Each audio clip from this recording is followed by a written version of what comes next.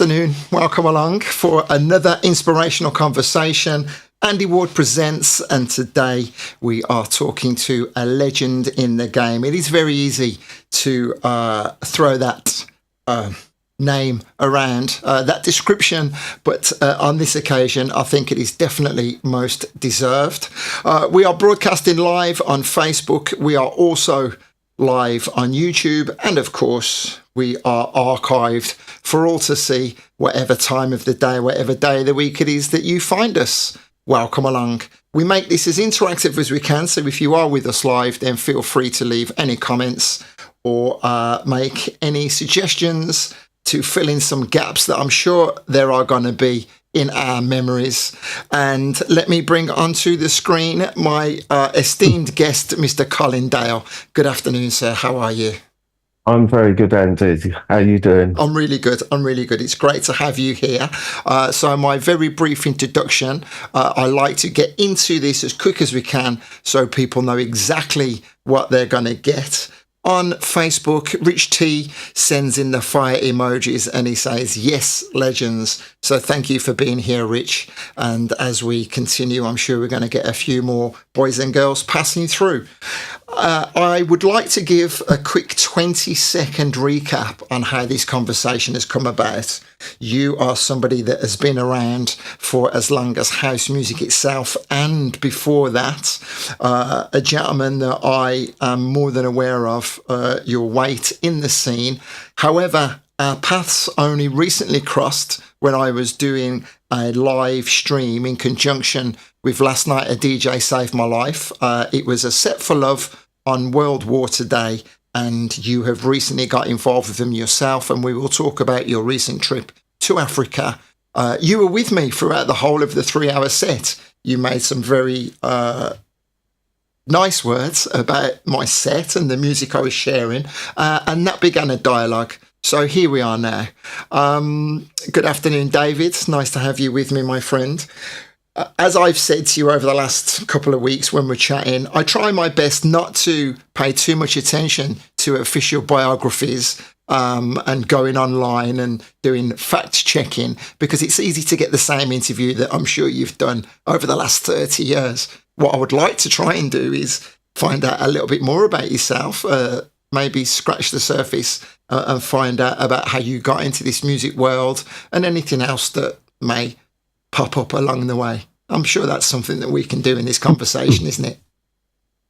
Yeah, for sure. I mean, as you can imagine, being involved in the scene for decades, like I have, there's lots of different periods we can talk about, lots of different music, and a plethora of stuff we can talk about. So I'm looking forward to having a chat with you. Good. Well, I am definitely looking forward to finding out more about yourself. Your history goes back, way back. I think we need to put a timestamp on this if you're happy to, so we can get an age on you. We can find up about life on the street. So what year were you born? Tell me about your family, siblings, and what life was like for you before you found music.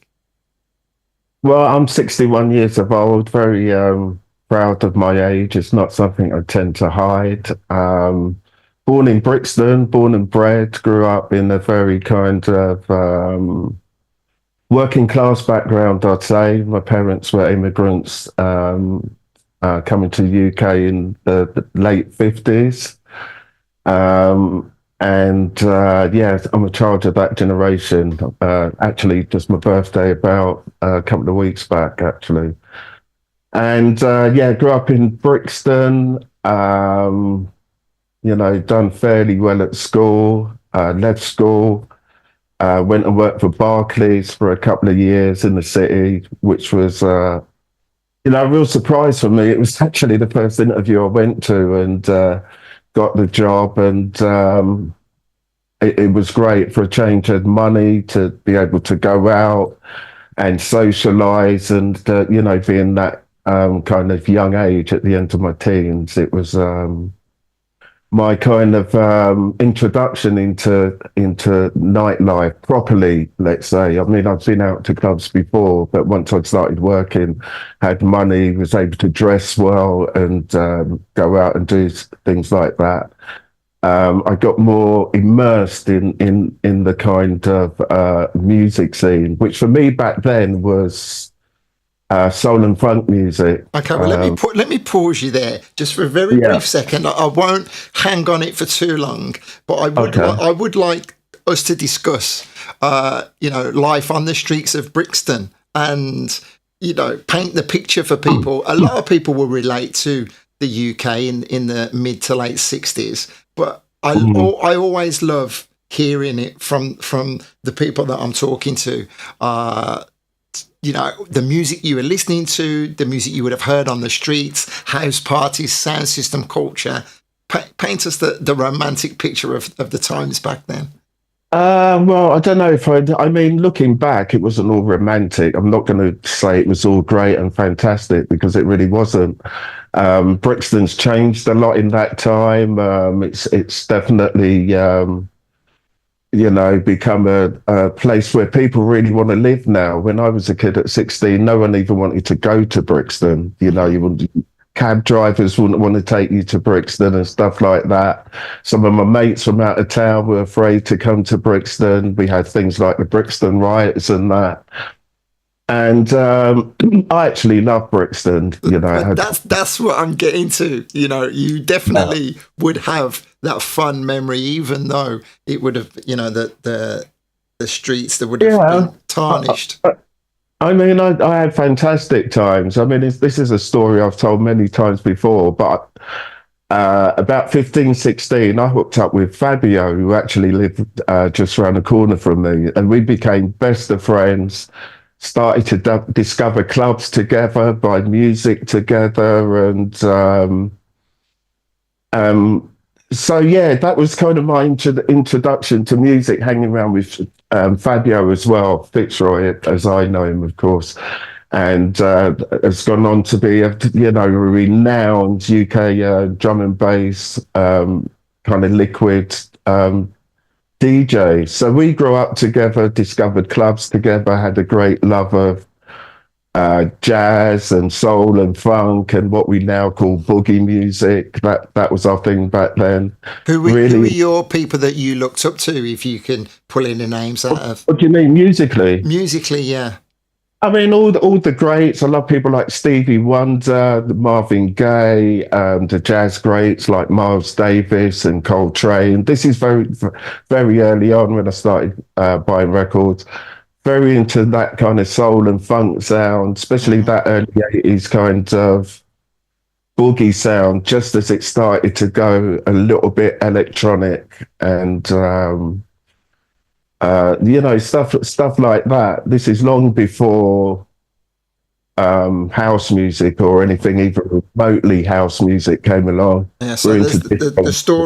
story we hear from so many people of pirate radio DJs, or even London DJs and the likes.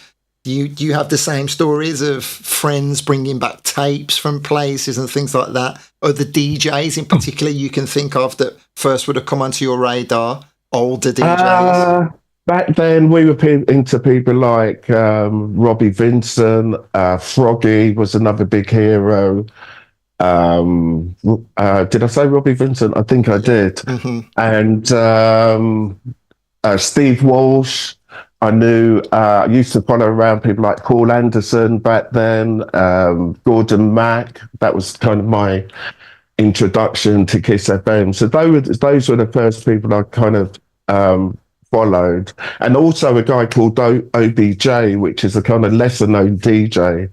He's actually still going now, but myself and Fabio used to follow him around religiously. He used to do these little clubs in Soho.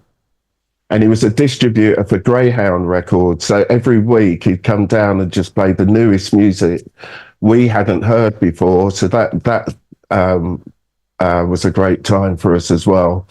Worked in record shops back in the day.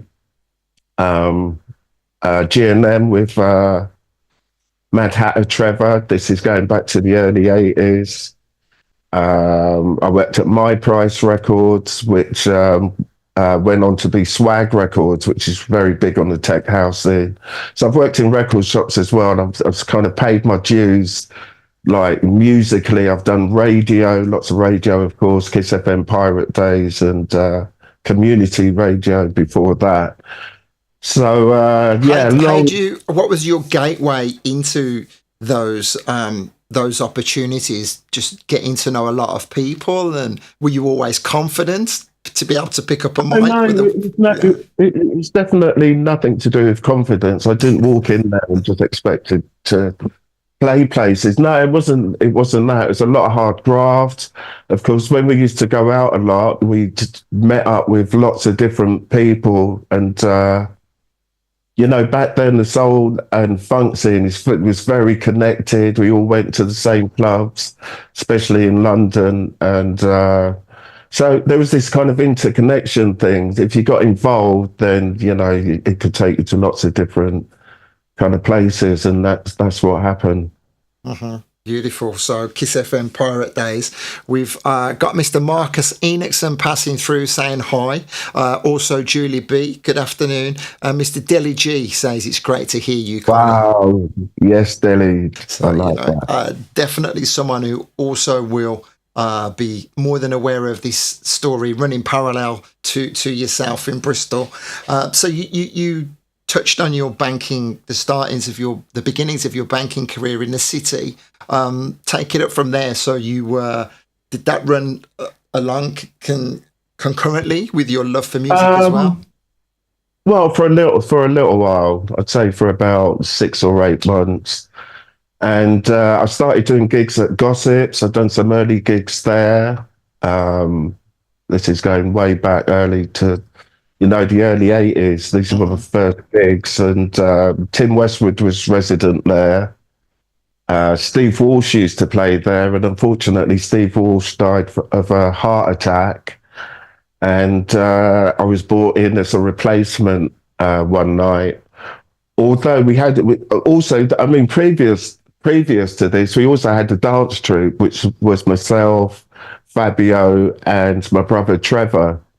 And we used to dance in Gossips first. Dance troupes were the thing to do back then, a kid in your teens. So we used to have this dance troupe, and out of that, I got gigs at Gossips, and it kind of went from there. Tell me about the dance troupe. Were you putting formations together, or was it just basically freestyling, taking on all challenges? No freestyling. Lots of practices. We watched lots of different dancers on television, picking up moves. We're like seriously into it, and we followed lots of other dance troupes. We knew the Pasadenas really well. There was another one called with Trevor Shakes at Ronnie Scott's. There used to be Unknown Quantity. Okay, that's them, and they were just the baddest dance troupe in London, I've got to say. What was your signature look? We didn't really have a signature look really back then, and it was kind of the 80s thing. So it was a lot of slick back hair, that kind of jerry curled hair look, and the typical boots, 80s. The furry boots. What were they called? Well, I remember the furry shoes, actually, the fur skin shoes, the leopard skin shoes. But this was a time around Spax Club when people were more into jazz dancing, going back then. And they wore some pretty weird outfits, skin tight trousers and, different coloured loafers, furry loafers. And because you have to remember, this is running concurrently with New Romantic times and things like that, and the Soul Boy,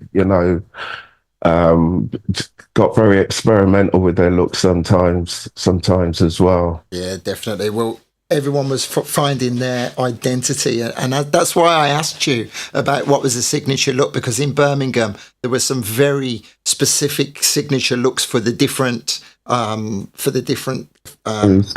outfits, we used to call them, the different crews and whatever, but real good. So we're talking mid mid to late 80s now. Shout out to Jeff Jefferson. Also, Rob Pearson say, shout out Colin. It's his fault he's still in the music game after all these years.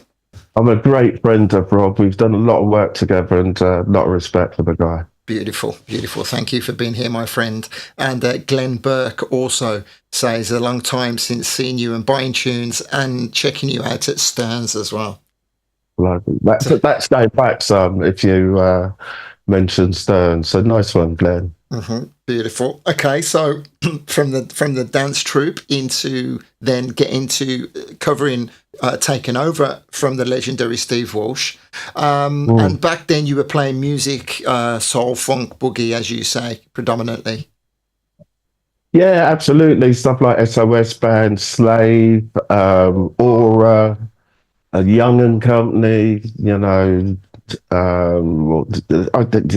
West End Records, South Soul Records, Prelude, that type of stuff, and a lot rarer stuff, of course, more obscure stuff.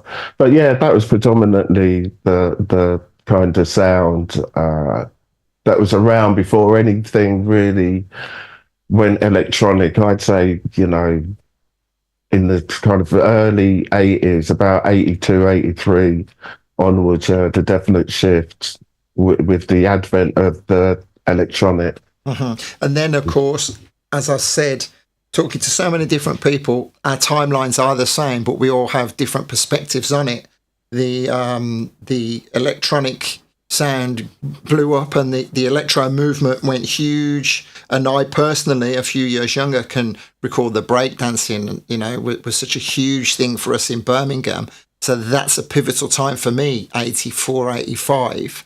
And then that's kind of the cusp of things changing for you, I would imagine, down there.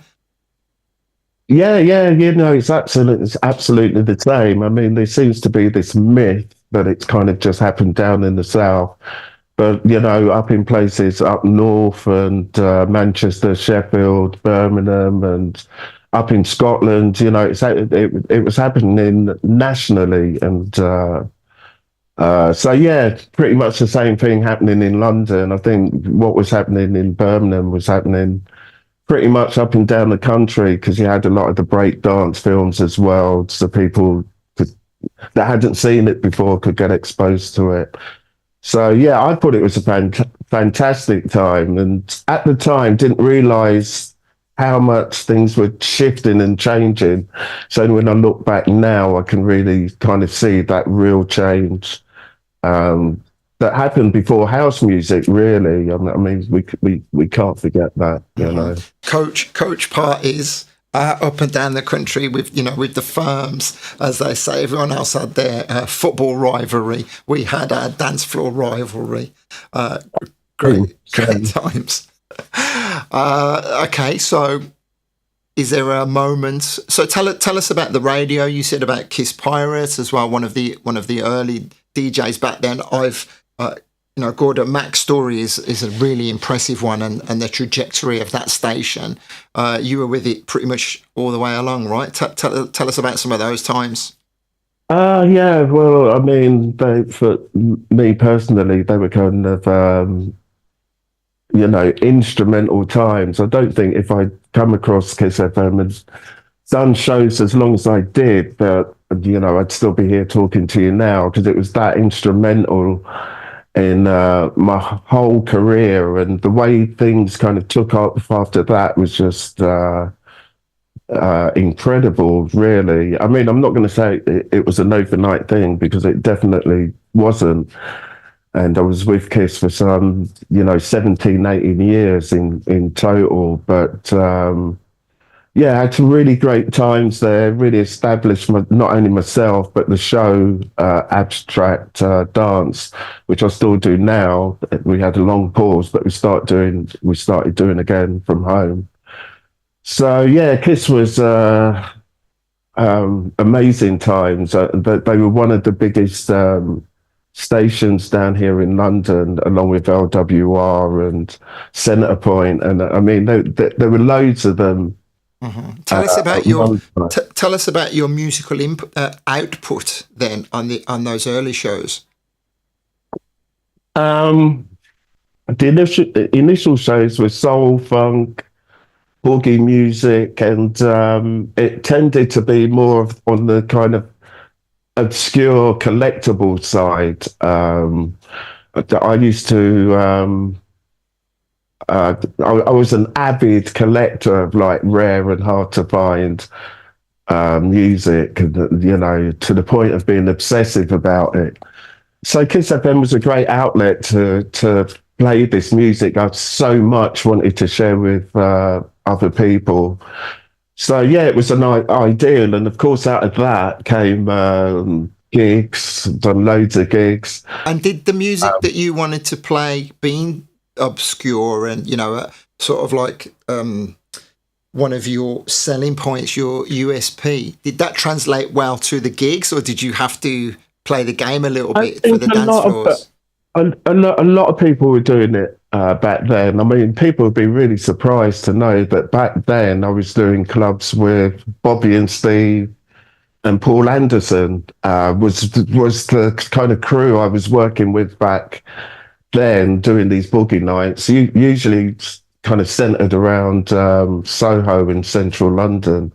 So that was my roots of clubs. It was a kind of very soulful background, playing soul, funk, boogie. And this was after the whole jazz funk thing as well. It kind of on from that. So where was the turning point? Where was the light bulb moment? What was the wow? this is where I want to go to now, where things suddenly started changing, and the electronic sound, the Detroit sound, the stateside. Well, it was always stateside. Come on, obviously, but where? I mean, the house music thing. Yeah, the house transition where you said, "I'm leaving this behind. This is where I want to go now," because that was the movement that took over the world.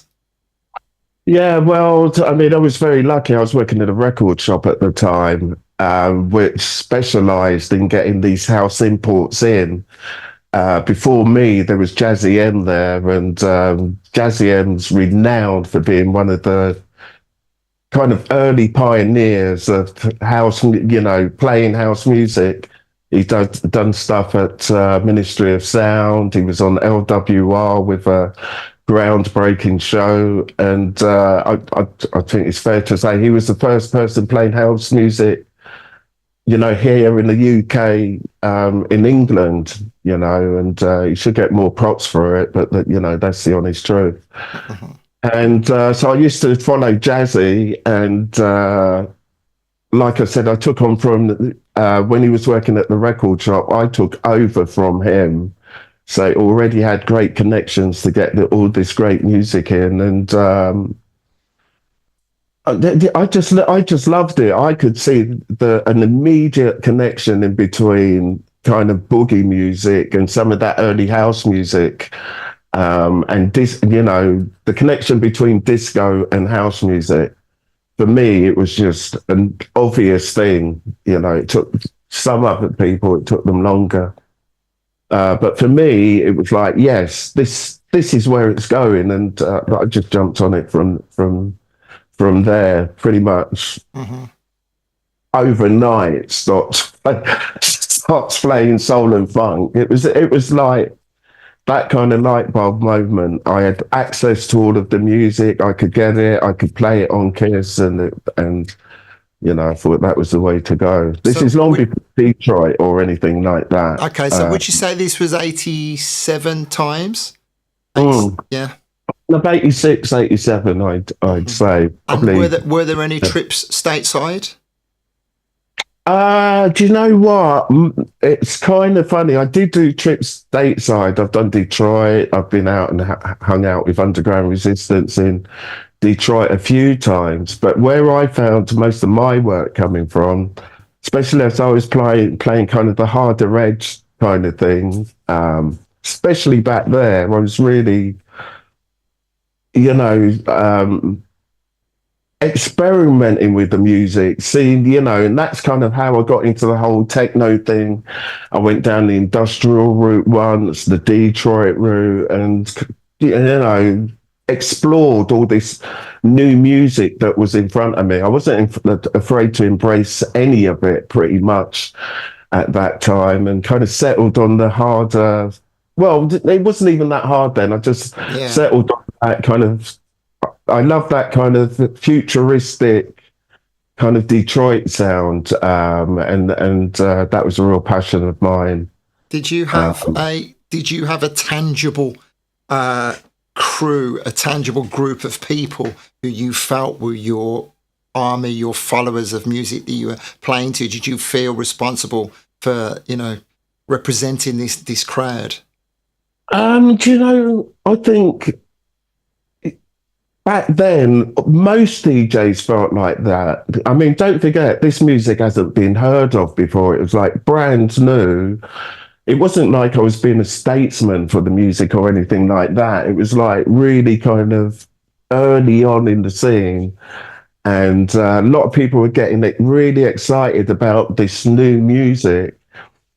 And of course, let's not forget, there was the advent of ecstasy as well at the same time that we got this new music. And as you well know, the two of them came together, and the scene just absolutely exploded.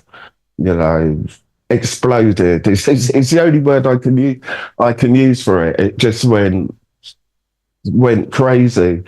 And it was happening big here in the UK before it was happening, and parts of Europe, but it was happening big here before it's happening big in the States. And that's why we had all the US DJs coming over and seeing how it was blowing up, because it really. So for the stateside DJs that were coming over, someone like myself in Birmingham, and Jeff, I see your question. I'll ask that in a little while. The legendary big parties down there, Sunrise, Biology, all those kind of events where the music was across the board. It was a lot slower back then as well. When you listen back to some of those old tapes, I was going to all of those early raves from whenever 88, 89, whatever, and the music was so varied, and depending, and DJs were able to come on and play a plethora of styles, and every DJ did have, not every DJ, most DJs had their own appeal to different sections of the crowd. People who were on speed, people who were on acid, people who were on ecstasy, people,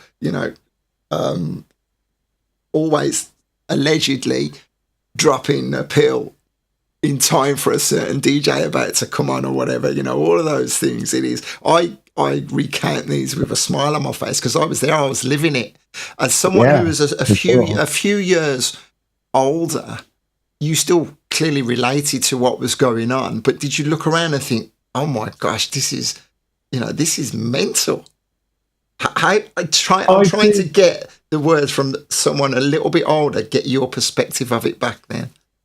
Well, I'm a little bit older now, but if you go back then, I was because this is like some 35 years ago. Yeah, but you still would have been so like in 8, you still would have been like 27, 28 in comparison to some of the kids who are 18, 19 raving. Yeah, but then again, pretty much all the DJs that were on the circuit that I knew that were big at the time of my age, there wasn't many 18-year-olds DJs like busting the world circuit. Like, most of them were 25 upwards, and that's right. That's the first time that I've actually thought about that. So no, it's absolutely true. I mean, I was working on the circuit then. I was working a lot with the likes of Coxie because we had the same management. Trevor Fung, Fabio Groove Rider, my beloved friend and partner at the time, Colin Favor. We were doing a lot of work together, and even though I thought. I never thought I was old at 27, put it that way.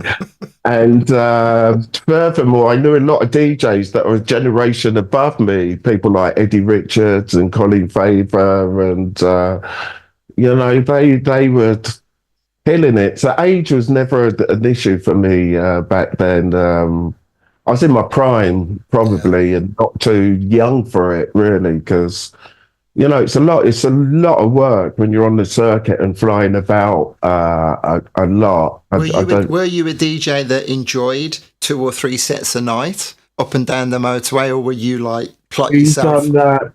Well, well, what happened? Yeah, I didn't mind going up and down. Work was just flying in. There was not as many DJs as there are now by any means. So all the DJs on the circuit were doing 3, 4 gigs, 4 gigs a night.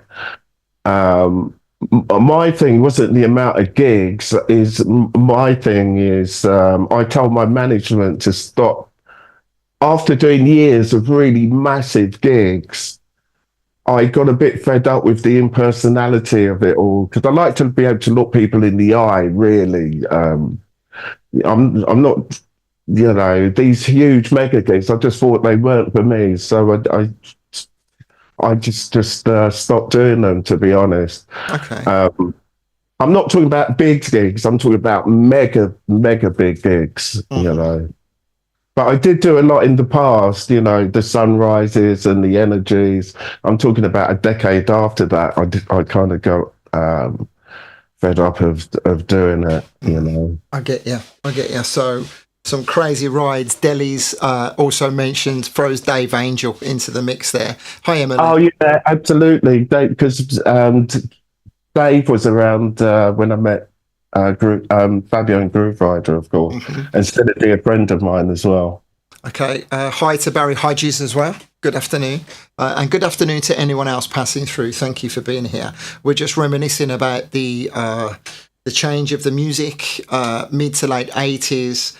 Colin getting busy on the scene, his radio show, and then experimenting with a different sound per se. The scene splintered off. I always remember, at a rave, standing next to someone outside, getting a bit of a breather, saying to them, what are you hardcore or mellow? It was already splintering at that Mm. point. And so Oh, and listening to an old, I mentioned to you before, listening to an old set of yours, it reminded me just how diverse the music was, how fantastic the music was. mm, And when I came onto the scene many years later, I really stuck my flag in the ground on that soulful house sound, championing that sound in Birmingham mm, myself. So I kind of turned my back on everything else. And I think that's one of the reasons why possibly the techno scene seems alien to me. But listening to a mm. lot of the sounds that you were playing on this, it's like, I've got all of those records. I was playing those records when I began. So I think sometimes there is that misconception about techno, or is that just me being completely ignorant? No, I think there's a definite misconception, especially of late.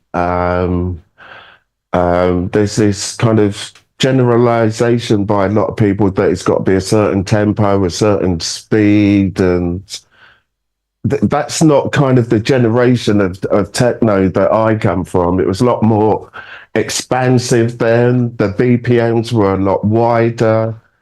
Um, I personally think it had a funkier sound for me personally, especially some of the Detroit things. Mm-hmm.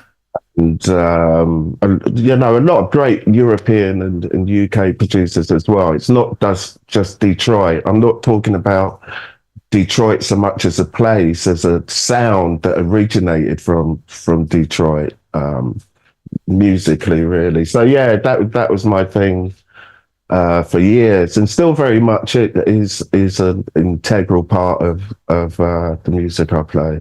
That sound. So as you make a conscious decision to search out this music, and you find more and more in the record box, a certain style is taking over more and more. Where were the places that you enjoyed playing the most? And as I said, without studying a biog, completely having it in front of me, were there residencies, were there regular gigs that you did a lot through the years? Yeah, there was. I done. I used to do the Arches in Glasgow lot, Club UK, back to basics back then. I mean, I was playing Heaven, of course. I also promoted my own clubs as well. We had a great club called Knowledge in central London. I've done that with Colin Dale, and we were flying in guests from all over the place. Laurent Garnier, you name it. We even had Aphex Twin, you know, all the European crew, all the Detroit crew, and it got to a point where people were ringing us up asking to play at the club, and that was one of the early, you know, techno clubs in London that we're talking about. The early mid-90s. So yeah, we run our own clubs. Deep Space was another one with Jane Howard as well, who's sadly passed away. So yeah, we run clubs and we're playing up and down the country, and we toured Europe extensively, especially places like Germany and France, because they love, and Spain, because they love a bit of techno. They like it. They like it a bit of pump. Really, they really do. But you know, it's fair to say the techno I play, I don't even know if techno kids today would even call it techno. I think it's more of a techier house sound than full on techno anymore, you know. Although I still do play some, but my whole set isn't comprised of a full on sort of 145 BPM techno. That's it's just not, you know, I love techno, but that's not what I play. Well, we'll talk about a recent gig that you've just done that we spoke about, but before we get there, let me say hi to Rishi Leader. Also Delhi is saying Trevor Rockcliffe, and the thing about it's not that I'm forgetting these people, it's that there's just too many to mention. So many of them, and I could go on for 20 minutes saying all these names and I'd still forget someone. So it's not a case of me actually forgetting these people. There's just so many. I mean, Trevor Rockcliffe's like one of my best friends. I was talking to him just last night. We talked for an hour and a half. So it's, you know, definitely. Well, so many. There is no shade intended on anyone that doesn't get mentioned here. That goes without saying. Barry Hodges saying Club UK, one of his all-time favourites. I enjoy Club UK up in Wolverhampton. So unfortunately, with the stereotyping of the pigeonholing, not stereotyping, pigeonholing of genres, there was a necessity for it, as you will know yourself, working in a record store. You know, you had to be able to put something into a box. Who are you going to sell it to? Yeah.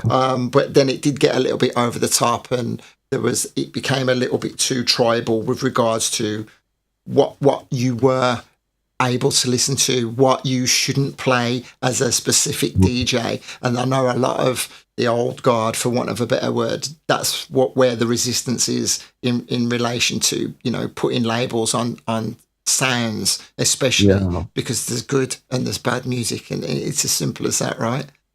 So yeah, I totally agree with you there.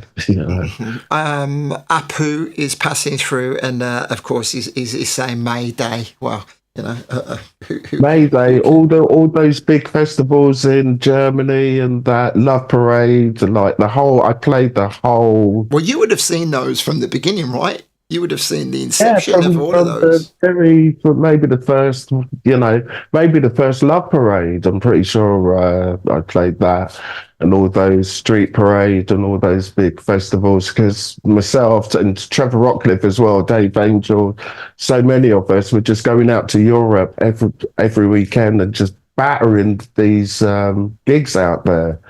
You know, and so yeah, we were all over the place back then. Would you have considered yourself back then a celebrity? Did the limelight sit well with you, or did you ever feel uncomfortable? Well, do you know what? I probably feel more uncomfortable with it now than I did that back then, because I've got some anxiety issues sometimes. And it's surprising how many DJs I speak to about it that actually suffer from anxiety issues as well. It's like amazing. But I mean it's kind of hard to explain, but it's just back then there was no anxiety. I didn't think of myself as a celebrity. You can ask most people that know me. That's remotely nothing to do with it. I love what I do. But I try not to have an ego about it. I really do. Well, you definitely don't come across as anybody with an ego, because they don't come into my radar at all. Definitely very humble indeed, Yeah, if I was a brain surgeon or something like that, or an athlete, or something, I might have a slight ego. But for me, DJing's like it's like an art form. Let's say it's become like an art form now. You can see how big the whole kind of DJ thing has become. Whereas if you speak to a lot of us that were my peers that were doing it back then, we didn't know if we'd be doing it in 6 weeks from whatever, because this thing was exploding in front of us, and there was no idea how long it was going to go on for back then. Mm-hmm. I hear you, Joel Cook, listening in. Greetings. And Deli G's asked a question. I love having Deli with us because he's such a legend. If you can recall the name of the girl that worked with Nicky Trax, that played techno with yourself and Trevor, does that ring any bells? Brenda Russell? Yes. Is it Brenda Russell? Possibly. I think it's Brenda. And Brenda Russell was actually Colin Faber's partner. And she was one of the first UK techno DJs on the scene. I'm still in touch with her. She's a really sweet girl. Uh-huh. And it was also her we used to do Knowledge and Deep Space and a few other clubs with as well back then. Beautiful. Thank you, Deli. Deli saying, yes, that's right. And he also mentions Marcia Carr, who's another legend as well. A very good friend. So, I mean, I started off saying the word legend and trailblazer, groundbreaking, all of these. You can accept these words being thrown at your feet without having an ego. Do you feel comfortable with that, right? You'll agree that you were there at some quite important times and you steered things in the right direction. I did. I wouldn't say I'm comfortable with it. To be fair, it makes me awkward and blush a lot of times, and because I'm basically just doing something I love doing. I'm doing something I thought I would have given up doing, 2-3 decades back. If you ask me when I was 20, you're going to still be DJing at 60, I'll say, no, I'm not. I thought I'd given up at 40. I'm still doing it at 61. I love doing it. And I think when I start doing it badly, will be my time for giving up. It won't be an age thing. It's when I'm playing, it's just not relatable to anything. And that'd be when I stop, and I will know instinctively when that happens, because I'm still trying a lot of new things to. Even today, my set isn't anything like it was 10 years ago, and it's changed and developed over time. Sometimes consciously, sometimes not, but it's changed and developed over time. And what I've been trying to do lately is kind of take in all of my musical influences from the past and kind of incorporate it in some way into what I'm doing now. And that's why my sound has kind of changed over the last few years. It's always been a slow, gradual change, not like an overnight change. I'm talking about changes over years. Uh-huh. to get to what I'm doing now. So I'm going to roll back and talk about something in the past, but in answer to the point you've just made, how do you feel that's been received? The changes? Um, well, I'm sure some people have taken it negatively. How do you feel it's being received? I'd have to say I'm really happy with the way I think it's been received. Um, and I've used my abstract dance show to kind of drive it as well. That's been a factor. People can hear what I'm currently doing. Although in the show, the sounds that I play is a lot more expansive than I'd actually play on the dance floor, if you know what I mean. It's like a radio show gives you a chance to play things that you wouldn't have to necessarily play on the dance floor. So I use it for that. But yeah, you also get a sense of an idea of where I'm at musically now from listening to the show. And it is a journey. I start at house and I end up at techno, and it's all kind of linked together over the 2 hours. So yeah, and mixed from start to end, and there's a gradual flow and shifts throughout the show. Wonderful.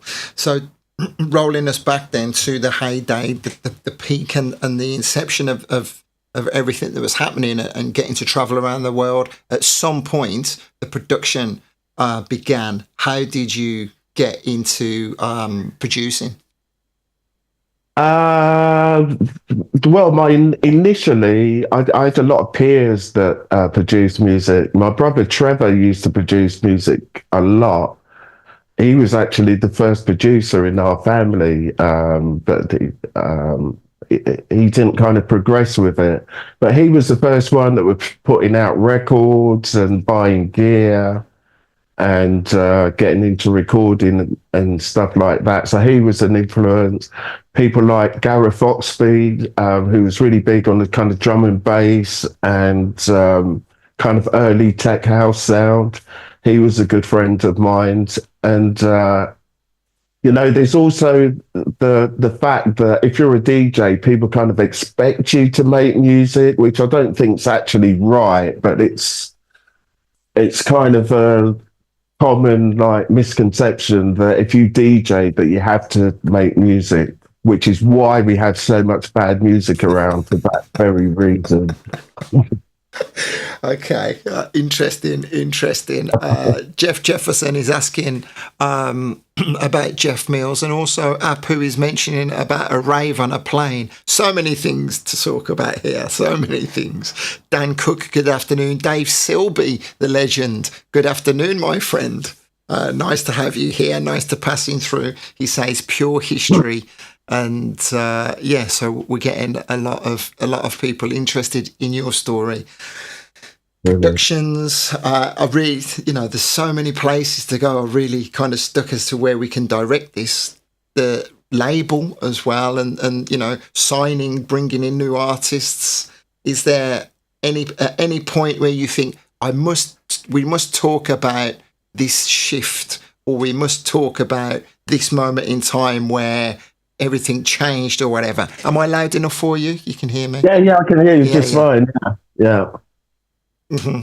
Yeah, because I think we got, in a timeline we got to around about 94, and so is that the beginnings of some marked changes in the scene? Would you say? Yeah, I think it was more like 93. Really, I saw a definite shift in the music. And I actually remember having a conversation with Dave Angel that we noticed this shift happening in music. There was kind of the drum and bass thing and the techno thing. And, we were talking about which way we were going to go with the whole thing, and both decided to go the techno way. Mm-hmm. Of course, Dave went on to make loads of records with R&S Records from Belgium. So that was definitely, the right choice to make. But that's our kind of... Can you recall what were the pros and cons that led you down that way? Uh, for me, I was never really a drum and bass DJ anyway, to be fair, even though a lot of my peers were, you know, big drum and bass DJs. Like I said, Fabio Groove Rider, Jumping Jack Frost, Brian G, you know, they were all local to me. I never felt the real pull and draw to that music. I gravitated much more towards techno music, and it was what I was buying most of at the time as well. You know.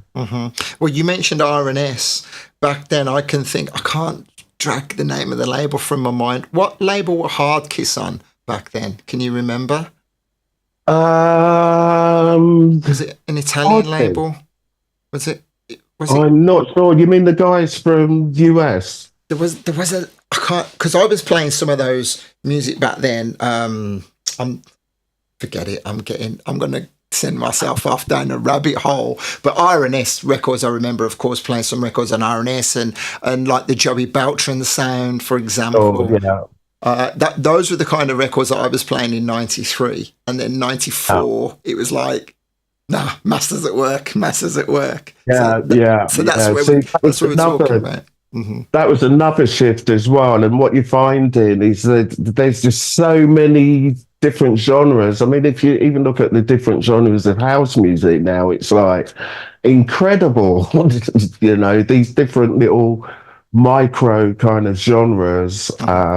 No, I am listening to you. It just come to me. Experience. What was that record? That's Hard Floor. Hard Floor, not Hard Oh, Kiss. yeah, And yeah, what Hard label is Floor. that? Can you That's on the remember? John Goodman record. I can picture it in my mind now. Because I was playing that kind of stuff. I'd even got, Josh Wink and whatever. Yeah, yeah. I know the label. I know the label you mean. What's the label? German label. Yeah. Yeah. This isn't about me. This is your story. So the jungle scene was absolutely huge still then. What was the techno scene? What was that scene? Was that when it was smaller clubs now? It's a techno scene. It's just as massive. Really? Absolutely. I mean, for me, that was the heyday, really, of massive raise for techno music. Massive raise, especially both here in the UK and in Europe. Like I said, absolutely massive. So there was no trade-off really. Both scenes just went on and had incredible DJs, and no, I didn't think there was any trade-off or any kind of loss for me going that way. And if I had gone that way, it might just not have worked out for me. Okay, so how did the scene continue to rise? Was there a shift more than in finding new artists to work alongside with the record label, or the producing, remixing? Tell us about that. Up until the 2000s. Back then, it was quite easy to press vinyl and sell big numbers. I mean, this is before the advent of the whole digital thing had even come about. So it was quite easy to sell big numbers of releases and stuff like that if you had distribution. So it was a really healthy time for the music. I'm not going to say for better or worse. It was just a different time. Because I noticed the old guard have this thing of always saying, "No, it was better in the old days," and blah blah blah. But I personally, I don't tend to think like that. Things change. We get new technologies. Things develop, and most importantly, you get young people come along that maybe want to do it a different way, and they don't want to do it the same way as you do. I'm totally understanding of that. When I arrived on the scene, that happened. I probably had the same effect on people. So I'm not. I'm sort of open to new things, and very supportive of young people that are doing it as well. Right, wonderful, wonderful. That's the attitude that keeps people. It keeps the synergy working alongside, and Mm. how it keeps the sound going. So, Yeah. with regards to pushing forward, was there any time in the late 90s where you the management you were working with, for example, did they take a lot of the load, or have you always been very active yourself in forging your own path? Well, back then, we're talking about the 90s and the 2000s, maybe even the 2010. I had management that done absolutely everything for me, and rightfully so. I'm paying commission, and they'd get me great gigs and that. So yeah, they took the whole load back then. But now, I think mostly because of the advent of the internet and stuff like that. And also, where I've been burnt by management before, I've just taken it upon myself to just do it myself these days. Without And, without being specific, because it's very personal. If it's possible to explain being burnt, making wrong decisions for you, not pushing things the not right way. not not wrong decisions. I'm not going to mention the Of name of course, the that would be agency, wrong. but Yeah. I'll tell you about the situation. And what it actually was sometimes I would get a gig, and then I'd give it to say to my management, I'm going to do this gig, and they'd want commission on that gig that they had nothing to do with. So I put my foot down, and we fell out, and that's the last time I had management. I don't see why I should pay commission for someone that's not doing anything I hear you. I hear on you. gigs that they've got for me and doing the itinerary and that, rightfully so. But if a friend of mine asks me to do a gig, I don't see why, or a Mm, promoter I know, yeah, I and get that. we fell out over that. Had it had it all been, you know, champagne and caviar all the way along? Have the has it been fantastic gigs all the way, or have you had some terrible gigs down the years? No, I think any DJ will tell you you get terrible gigs as well. You get as well as wonderful promoters, you get crappy promoters. You get promoters that will try and not pay you. This used to happen a lot back in the day, especially around the rave days and that. And so yeah, it hasn't been all champagne and roses. If it had, I'd be sitting in a mansion right now. But it's been a lot of hard work, just like any other kind of creative um, work where you're self-employed. Sometimes you're doing lots of work, and you can go through periods where you're not working much at all. And and you can imagine as you go through your career, if you are not careful, that can happen, that your work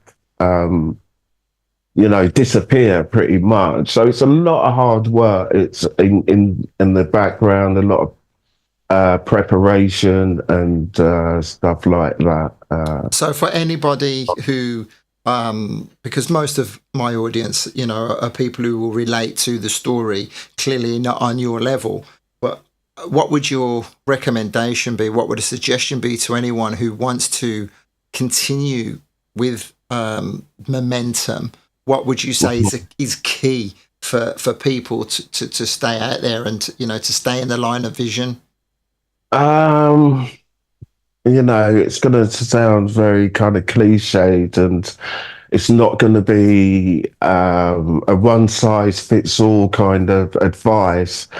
But I think try and use social media to your advantage. It's there to help you get your word out, whether it be mixes or new tracks you've done, or these little videos where you're just talking about topics or anything like that. I think social media is very important. And the other thing I would say, if you're able to, or if you get the chance, try and do as many things you can yourself rather than waiting for people to come to you. Because you know what it's like. You're sitting there waiting for people to come to you and they don't come. It gets very frustrating. So I'd say try and do as much as you can. Maybe start up a little club, even if it's a Tuesday night somewhere, get your mates down. Because you're going to need a core of people really to initially get you going, get your little crew together.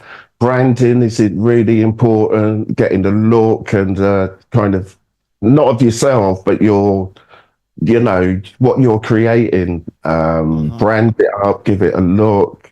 I mean, you've got to take the whole thing very, very seriously these days. Just being able to just play records well just isn't enough. It doesn't cut it anymore. Well, look. It's just like musicians, you can sit in your bedroom all day long and become great. Unless you get out there, it's just not. People are not going to come knocking at your door. You've got to really kind of fight and put yourself out there. We can see from guests that I've had. Forgive me, I didn't mean to talk over you. Your camera is crystal clear. Your audio is crystal clear. You clearly have embraced. I wouldn't say you've embraced technology. That's a ridiculous thing to say for someone. I have embraced it. Ask anyone that knows me. I'm a real geek. Mm-hmm. The reason it probably looks good is because I'm really into videography and photography as well. So I'm just a geek. A geek about it all, A geek at heart. So that does help, and that translates across into the multimedia when you're doing the video broadcasts as well and the mixes and presenting the show. Jeff had asked in the past. I'm not sure if you'll be able to drag it out at the depth of your memory, or it's obvious. One of your favourite clubs in Birmingham. Which one? What was one of your favourite clubs? Do you have a memory of a favourite club in Birmingham? Oh, do you know what? I'm thinking people who've been to Birmingham, they're only going to know one or two clubs. Well, you know what? I'd have to be reminded the name because I don't, off the top of my head, I really don't remember it. So we've got Miss Moneypenny's, we've got the Q Club, we've got the Institute. I've done the Q Club because that was a big techno club, if I remember rightly. They used to do a lot of techno nights there. So I've been to Q Club. Mm-hmm. Yeah, there's a few. Well, I just wanted to get in there because Jeff has asked about 4 times throughout the course of this conversation. So we had spoke when we came on air. You're literally just back from Switzerland, and you said you had experienced something, and I'm sure it's not the first time it's happened to you. You were put in front of a crowd or expected to play a set that you weren't expecting to play yourself. So talk us through that whole experience and what it meant. Well,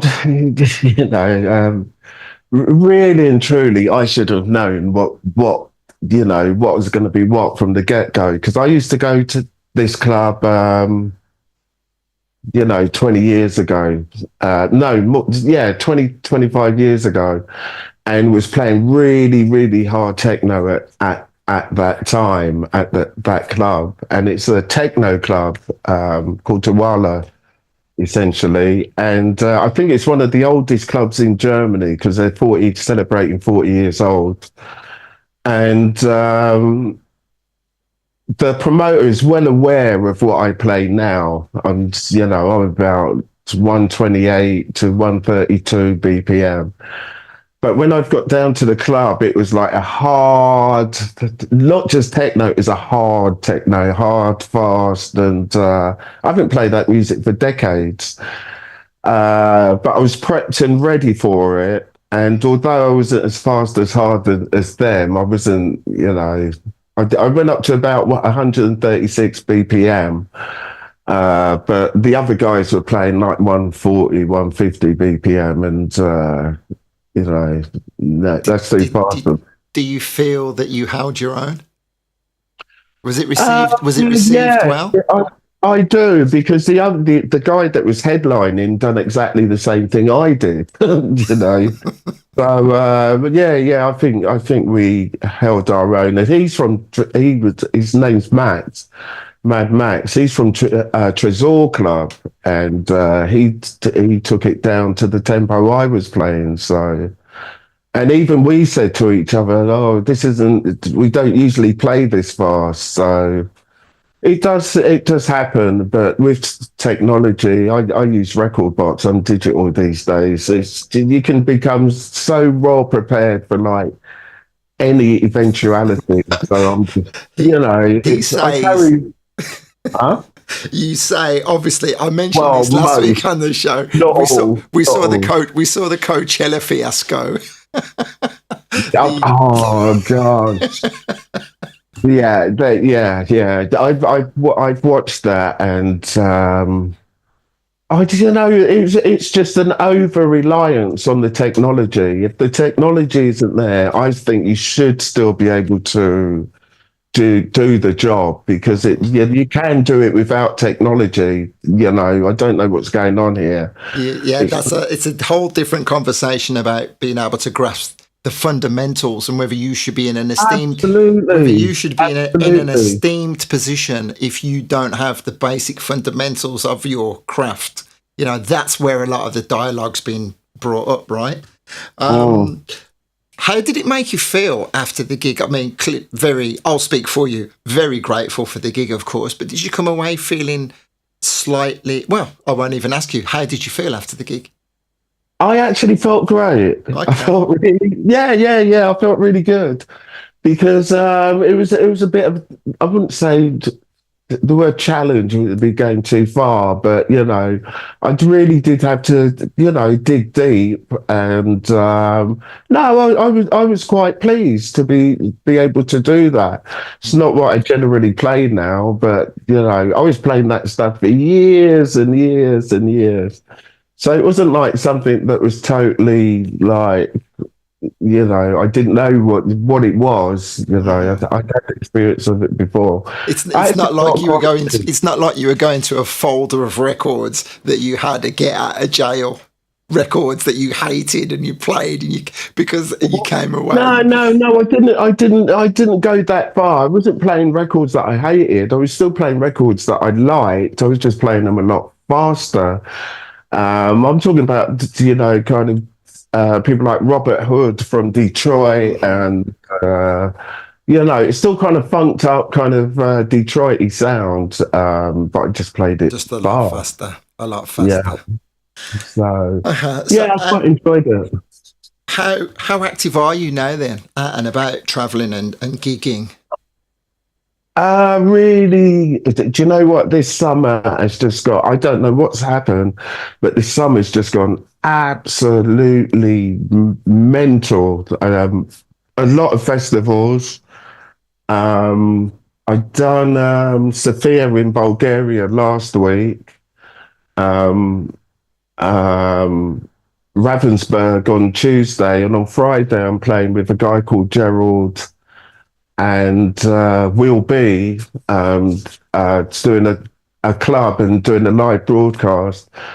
So yeah, just seriously busy at the moment, which is great. To the point of some weekends having to turn work down, but I'm not stupid. I know, especially with the festivals and that, it's very much become much more kind of seasonal now. So it's not like that for the whole year. I'm just, I'm going to have a good summer gig wise, but Okay. it's definitely not like that, for the whole year.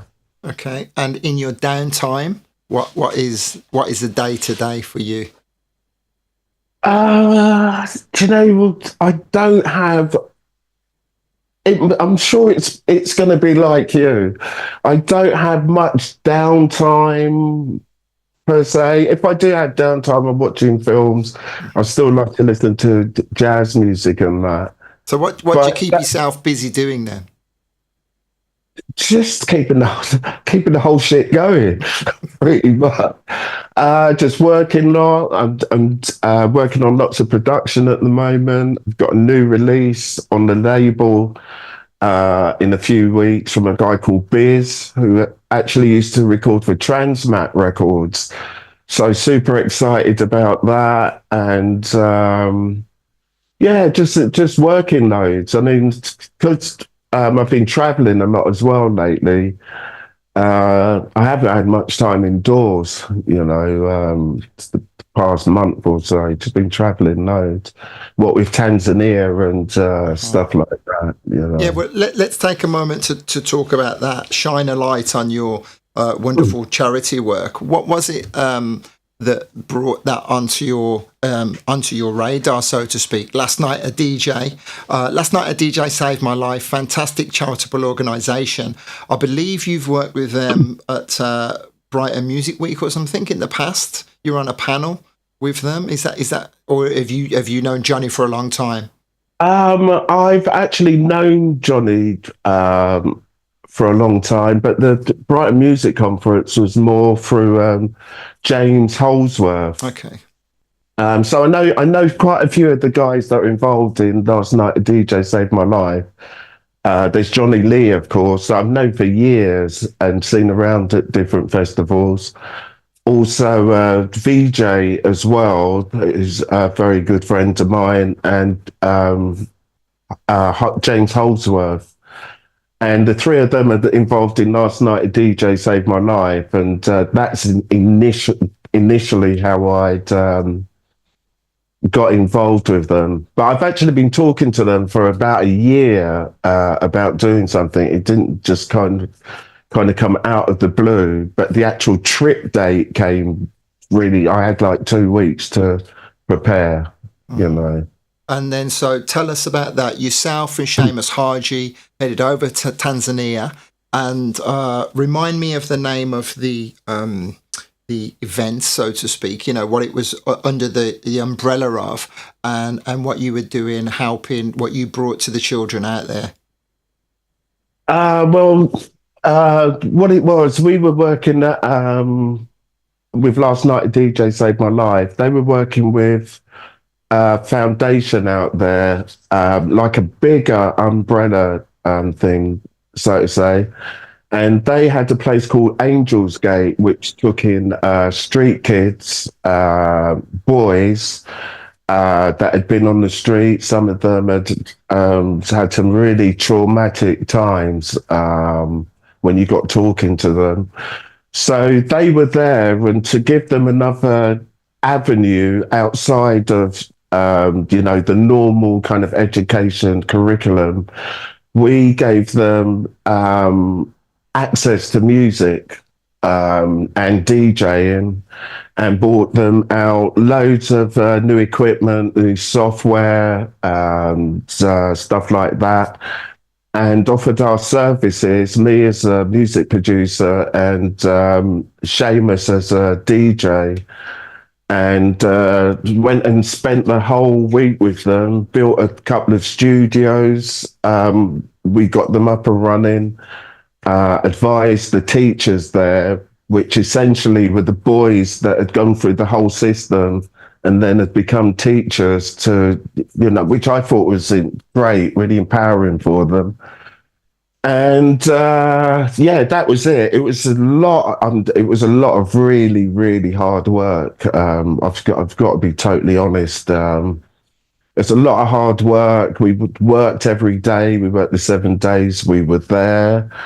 Of course, working with technology, there was a lot of head scratching and times like that. But the kids were actually really, really, really, really fantastic kids, and it was an honour to work with them. And not only did they learn from us, I learned an incredible amount from them as well, and through them telling me about the experiences and that.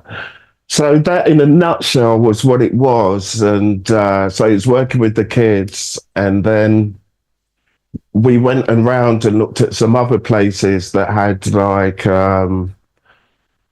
it was like a disabled centre, and saw the kids there as well. So it was a real eye opener for me, actually, because we weren't working in like a built up area.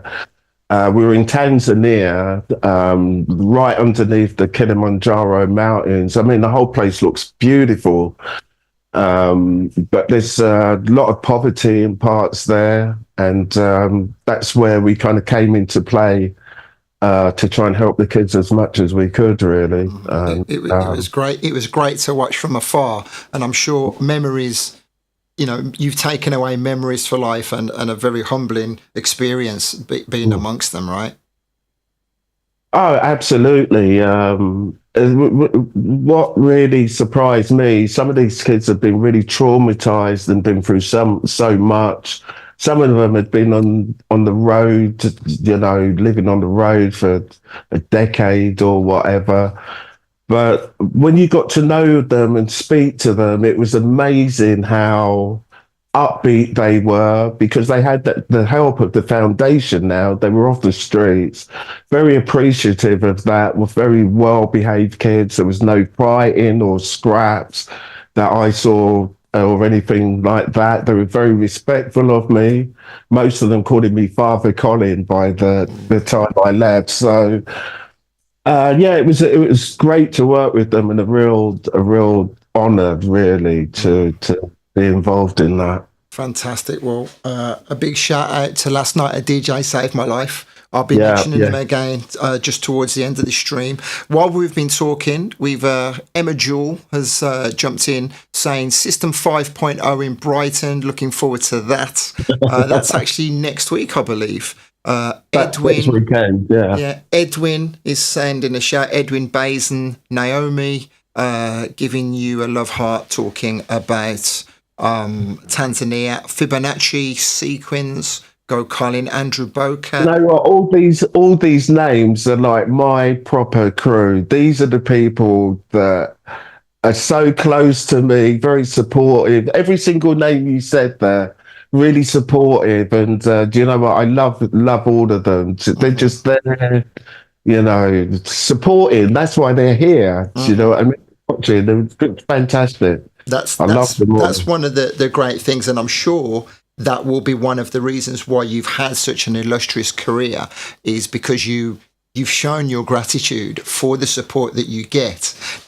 No one man is an island. We need the community of people that we're playing our music to, and clearly your gratitude is what's kept you at the top of the game for so long. Also, Mark Allen is saying, big up Colin. So we really have barely even scratched the surface on your story. I did say from the very beginning, unashamed person to not really be 100%, schooled on your history, but I wanted to hear it from yourself. I wanted to try and, talk about other avenues that we went, and it was interesting for you to tell us along the way about, as time has progressed, not as comfortable out and about as you used to be, and that's the same around. Are you a big advocate, and I'll only touch on this ever so briefly, but are you a big advocate on, discussing mental health within the music industry? Because there's a lot of us that have issues with that, right? Have you ever gone down that road to be an ambassador for it? Did you know what? I haven't given it much thought, to be honest. But what I will say, it is very important that we talk about mental health. It seems to be quite prevalent on that kind of creative side of the scene, whether you be an artist or a musician or something like that. You can suffer from these things. I said earlier, I know lots of DJs that suffer from anxiety issues, and I only found that out when I opened up to them about mine, and discovered that quite a few of them suffer from that. There are DJs that are advocates for mental health, people like Matthew Bushwhacker. I know he's recently graduated and works on that. He's another one that suffers from anxiety and some issues related to that. So he's already doing stuff like that. So yeah, it's important, I think. It's important. So, well, thank you for highlighting it again during this conversation. There's definitely a lot of help that can be out there.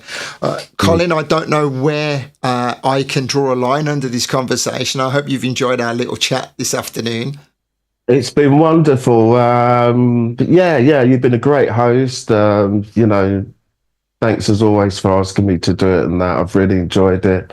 Of course, big thanks to everyone that tuned in and caught it live. And of course, those that catch the recording, very appreciative of your support. So where for the people like myself who turned their nose up many years ago at those techno DJs who think it's only a certain sound, where should people come to check out what you're doing now and tell us? They can catch all my dates on my usual social networks, even places like Instagram. I try and post gigs that I do, or on Facebook. I make people very aware of where they can catch me on the radio show. I think that's probably the best way. To catch me on social networks. Beautiful. Okay, Colin, thank you again for your time, my friend. I'm going to say a few goodbyes to everybody, and I'll drop you a message when we're done. All right. You're welcome, mate. Thank you. Thank you very much. Okay, everybody. Thank you for being here. Thank you to Colin for passing through. Conversation about people needing to go and check out Colin. Jeff, thanks for being here. Mr. Blackwax, he missed it. Definitely a great conversation to catch up on. Natalie, thank you for passing through. Delhi, as always, thank you for being here. Delhi, I'm going to get in touch with you, buddy.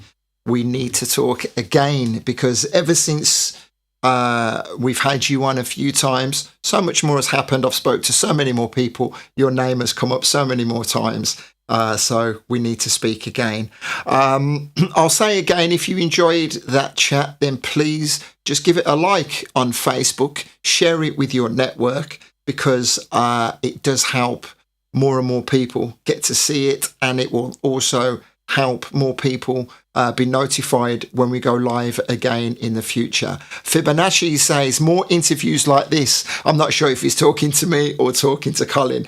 Go onto my YouTube, youtube.com/DJ Andy Ward. I literally have hundreds of interviews like this. I've interviewed some of the biggest names in house music. I've interviewed some of the biggest names in radio, boogie DJs, R&B DJs, rave DJs, you name it, it's all there. Take a little look about myself as well. You might not be familiar. I've been a DJ myself for a little bit, not anymore. I'm past all of that. I've got to give Colin a huge amount of respect at the age of 61 to still be doing it every week, championing the new music and pushing forward. Right. All of these comments are coming up on the screen, as you can see. I'll literally just say thank you for being here. We spoke about last night a DJ saved my life. I myself am a member. We are pushing through in 2024. I have my own network of people who I'm eternally grateful to. Each of us all put £10 a month into a pot, and we are actually... What's that noise?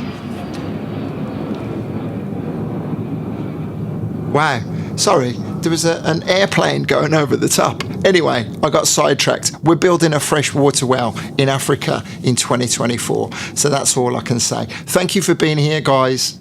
Respect.